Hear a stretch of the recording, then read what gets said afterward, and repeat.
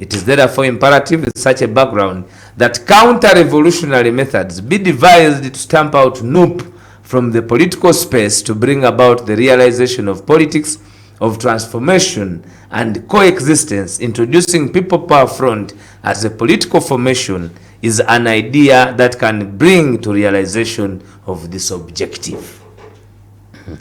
Ekibiina kirambe eky'ebyobufuzi kiri mu kuteekebwateekebwa kireetebwe naye ng'omulamu omukulu kwe kukendeeza radicalism, extremism, okugana okuteesa nejjajja, obutakkaanya na bulyako obuli wano, okuba nti tulemera ku ekyo kye twagamba bannayuganda. Waliwo kati ekibiina kye baleeta bakita People Power Front kiyambeko okukola kyo okulwanyisa ebyo okulwanyisa bo bajje nga bagiravuzi naye nga beesimbye mu ddiba lya opposition era bazise counter revolutionary methods. Kati how can they be revolutionary nga ziri counter? Bagala kola counter revolutionary, so bo balaba ebiri revolutionary naye balina obi counteringa. Bwe buvunaanyizibwa nti balina okulumba Waiswa, balina okulumba Ssenyonyi, balina okulumba Rubongoya, balina okulumba NUP, balina okulumba omuntu yenna ayongera struggle maaso ku paati yonna gwe gyozanyanga Munnayuganda. Kino kiri mu concept note. Bino mbibagamba mbibasomera tekyali eno si information. Eno sharinga namwe intelligence nabasomesa okwawula information ne intelligence. Information bye bintu bwe bubaka bwofuna naye nga tobulinako buki bukakafu. Buno tubulinako bukakafu. Nagamba ebisowaani nagamba Kayongo nti wano we tulina amaanyi manya wakingamba nti amaanyi agasinga mu agateeka mu bwambega. Purpose of proposal. This concept note proposes a pragmatic counter-revolutionary approach of neutralizing.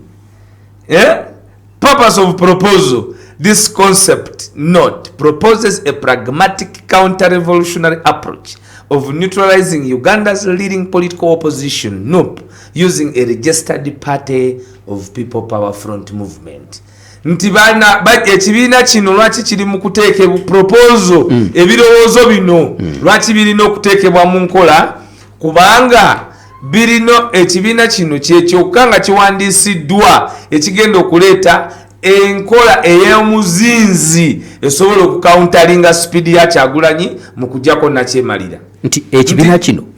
kyekigenda okusobola okuleeta enkola ey'omuzinzi counter revolutionary approach ey'okutema Kyagulanyi enteega. Speed ali lumukanene kubanga byonna bikoze nakyemalira abayimbi abaguze centers bawadde akoze buli kyasobola okukola but the idea cannot be stopped. Byeyongerayo buli lunaku bikula. Wenjogerero lwaleero n'ekisaawe kyakalulu akiddukamu bamugulira olungi ayagala kuleetamu kirala nti bamulonderamu batono si mbangi kubanga mu bangi amukira amumanyi kati aleeta kino nakyo okuweweeza ku murro okuwaweza kuki kumurra guulira omurra akola ki naye anyana tukendezeza tutya ku muliro abayimbi basasule okendezeza otya ku muliro kati ebyobufuzi bigenda kunyinyitira weetaaga ki? You need a neutralizer. Alina okubaako n'amazzi aganyogoga ku mmeme ku mwoyo gubabuukirira kubanga Kyagulanyi buli bw'assa muwulira bw'atambula muwulira bw'azibiriza muwulira bwe yeebaka muloota. How do you neutralize? Olina okuba n'abantu bangi. It's very expensive even for the country. Kubanga wano nkugambye already sente ziri forked out obuwumbi buna 3.5 billion kati biri ebitaano lyaba yasigaza take back. Luno olukiiko nsaba butuuro yalulimu nze byenjogera kunamwatulira mbyogera nga birina okuba backed up later. Kyova olaba nkugamba nti oli ne waba agenda mu kooti agende. Ogambye Professor Nsaba Butuuro yalulimu. Professor Nsaba Butuuro. Doctor. Abimanyi byenjogerako ebya 3.5 billion. owayanganira ino obagaine kakati Kayongo target audience bakibe batunulidde mu kuteekawo ekibiina kya People Power Front bani abatunuliddwa Kayongo webali nze nakulabe ngojja n'ekiwandiiko ekyo nengamba leero waliwo ebitali nga banina abasajja abo olifirawo tondidi Kayongo kale tuendelee kakati bagenda gamba naye kino photocopy temujja speed ebintu muyinza oga nti ndino photocopy so origino erina weeri origino bamanyi gye balina okumenya nze nenaganze newonkuba era kati nsala bikulekera byenzija nabyo byemba nina munange byenjogerera byemba nina toyinza kunkuba nti lwaki byonayogera kyenkya byenina byemba ninaawo so bwonkwata nga maze okubyogera oba onkwatidde bwerere kuba byemba njogedde byenina oli ampaako tampaako byonna ampaako bya lwakubiri kati onkuba nga lwakusatu ngomanje ebyolwokubiri ate babimpa natera okuyingira so tonoonyanga nga siyingira kati bayizoga ati katumutegekwemu olusi nzija ku bbiri target audience ampuliriza ulira abatema Kyagulanyi entego kumusala speed ampuliriza bino sibawa information mbawa intelligence kwagabaga nti aina CIA Central Intelligence Agency kyekitengere ekiketera America n'ensi yonna Scotland Yard kati bwe bajja ne bakuwa report baba tebakuwadde information baba bagiprocessinze nga kati bya bukugu tebajiraga kadde kuna Al-Shabaab yandikuba ne basirika bo bakuwadde intelligence Al-Shabaab nekuba okategede kati yena Al-Shabaab ekola ki ekubye kati Al-Shabaab kekube target audience People Power Front envisages to be a replacement of NUP. People Power Front envisages to be a replacement of NUP from the political space and becoming the leading opposition political party in Uganda with a transformative agenda for the youth as the niche as well as the general populace. Nti benteekateeka yaabwe egenda kuba yabavubuka okusobola bonna okubabuzaabuza badde mu kifo nuupu mweri kubanga nuupu ekwipayinga abavubuka bali ebitundu 7.5 ku buli 100 kakati kino kireetebwa bino ekibiina kiramba kiri mu kuteekebwateekebwa mu ggwanga Uganda kati gwampuliriza bino olabanga firimu n'ebibaddewo People's Progressive Party Abedi Bwanika rolo yeje yasambanga mu kalulu yali clear nti erinnya lye yali Abedi Bwanika ngaziiza Besigye Kiza okusooka ku ballot paper nga emission kyokka kyekimuwesa zonna ze bamuwa Abedi Bwanika tebamuwa za kirala alina okubanga ye position number 1 jowo mukyala ayagala Besigye abuzaabuzibwa alonimu Abedi Bwanika that is politics. Kati gwe muna Uganda ebintu sokuwulira bagaba Waiswa olusi nga boogera ebitasoboka byebiriwo era sente z'omuwoomusolo ziri mu byakukakanya kutema Nteega Kyagulanyi ku speed jadduka okumamulako nakyemalira byenjogera eno intelligence ampuliriza waliwo kokonyeko kentegeri Waiswa nti eyo proposal yawandiikiddwa nga bagiwa President Museveni era olukiiko ne lutuula oluyisa sente abantu bagemye ku lupiya bamulage mission n'engeri gyegenda okugusibwa teriyo meeting eina priority mu security zonna CMI, DMI, DISO, GISO priority number 1 is information intelligence from NUP and Kyagulanyi ekyo bakiwa priority number 1 luli yalinga security brief saa 10 nga General Museveni abantu bonna ba CMI bonna balina okwogera naye ku nsonga ezikwata ku intelligence ya security y'eggwanga leero priority number 1 class 1 Kyagulanyi Robert Center Mungobi National Unity Platform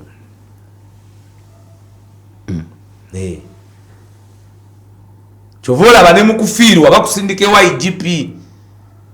ambulire byogendo Inspector General of Police bagala yabasalawo buli ku mulambo Kyagulanyi kasitaba nga nagubamu kubanga bye biriko yeyeka abalumi omutwe gwe mu byafaayo wali olidde nti oli baganya okumuziika nti tebamusabire nga kyakyekiriza naye ow'ebitaano bwe yagiteeka ekitovu abaala nga baali ba gavumenti bulira gwe objective target audience njikubuulidde key aspects ensonga enkulu general objective. The objective of People Power Front is to advance transformative politics in opposition by stamping out a derogatory and leading opposition political group NUP from political space. Kataputi bagala ekibiina kino ekya People Power Front ensonga enkulu ekulembedde mu byonna yeeyo anti eno yeeyo kesobola okukirizisa nakyemalira lubambensi okukkiriza omuntu yenna okuwandiisa ekibiina ky'ebyobufuzi ekirala kirina kuba naddala nga bano kyebaze nakyo n'okubawa essente akyenyigiremu mu nteekateeka kubanga bino byonna akulembera eggwanga mwennyini olukiiko alulimu talutumidde mwana bino babinyonyola ye ayitibwa sipiika w'eggwanga olukiiko alukolaki alulimu mission yakutema Kyagulanyi Ntega kuba bigirako budget wansi era nkugambye nti 3.5 billion mu nfumu eziri era ebikolwa ebyabatumiddwa ebya bino ensi kati njagalayo yennyini ebebiraba ninako empuliddemu mu statement gyosomye nti mission enkulu yakufufuggaza na kusiimuula noopu mu kisaawe ky'ebyokwegiriisiza mu byobufuzi naddala wesinga amaanyi mbavubuka abali ebitundu 75 n'okukiramu ku ggwanga lyonna ako nkafunye bulungi ontegedde bulungi political space that it occupies ebyobufuzi bye baleeta counter revolutionary ebitega revolution yentega bye baleeta ebyobufuzi bali transformative politics transformative politics agenda for the youth as a niche ng'akabuzaabuza population yonna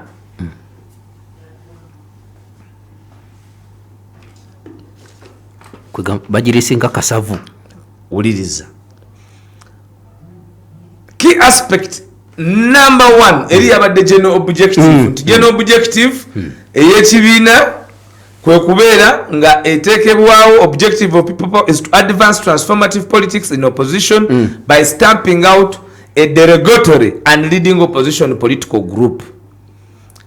Aspect number 1 eri yabadde general objective kakati that is how they structure documents. Abampuliriza ngezaako okusoma ekiwandiiko nga bwe kifaanana kubanga bwe kiti bwe kyabadde era bwe kiti bwe badde kiteekateeka okusobola okuba nti essente yammwe w'omusolo etokomoka. Number 1 mu key aspects fracturing NUP. By having a faction of NUP leaders break off from the party at all levels and starting up a new political party will completely distort and rupture NUP. Nti okusikiriza abakulembeze b'NUP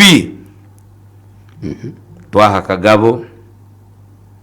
nfuna bulungi kati gwe nkubuulira kubanga jjukira nagamba luli nti twaha kagabo ne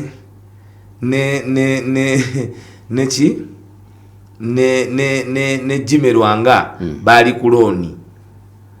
mu PLU kati yabaloningayo asobola okubazza wano mu People Power Front kubanga buli omu amugambye embuzi ku nkondo yaayo NRM yalekera yaggalawo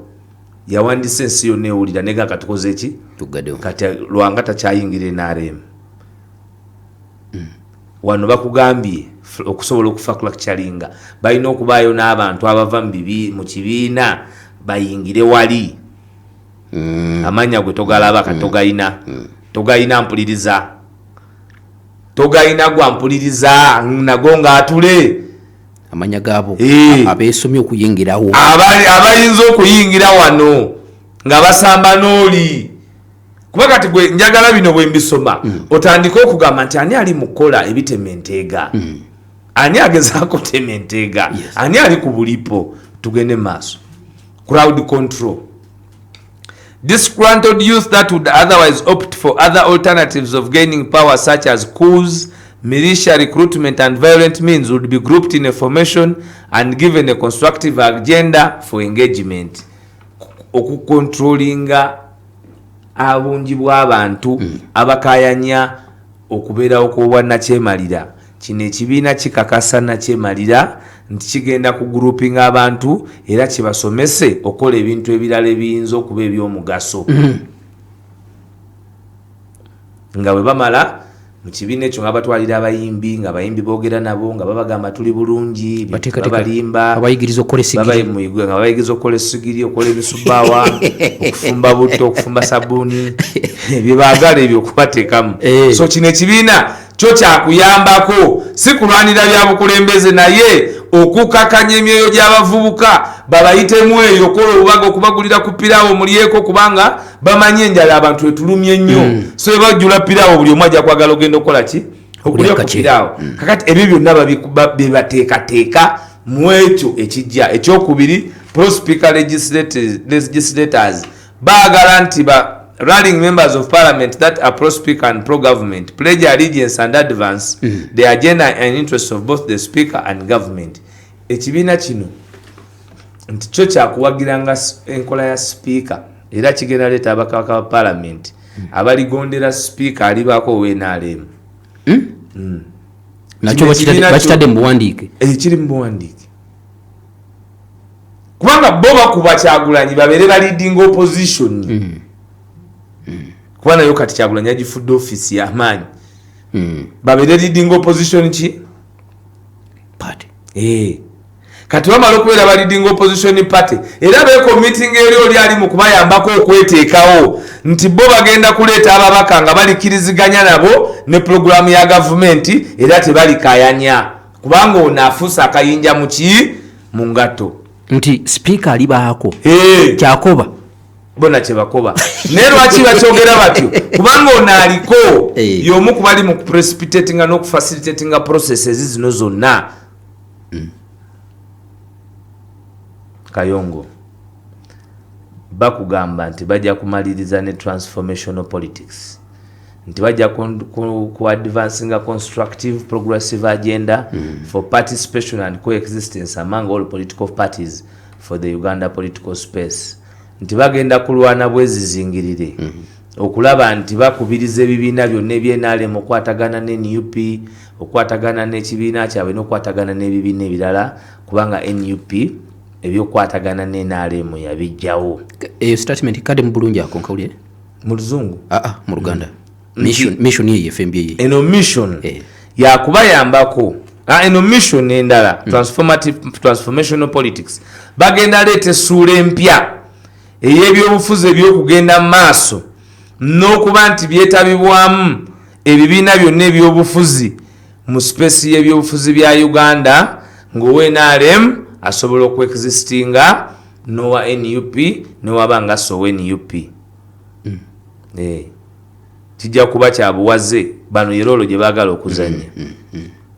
kakati ne bakugamba nti embracing the idea of people power front is one of the best counter revolutionary methods to bring realization transformational policies in the Uganda political space nti kino ekibiina kyokka kyekiyinza okuyamba mu kukakanya Kyagulanyi Robert Sentamu ne National Unity Platform kakati bw'owulira ebintu bwe bityo ng'oddayo owuliriza abantu bali abali mu kwogera katumala okutereka ekiwandiiko kino tukomewo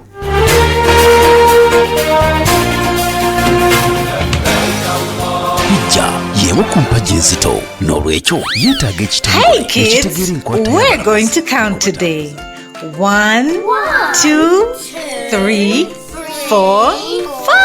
5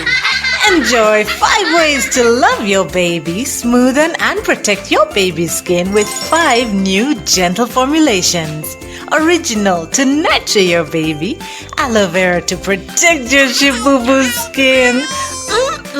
cocoa butter to comfort your pinku,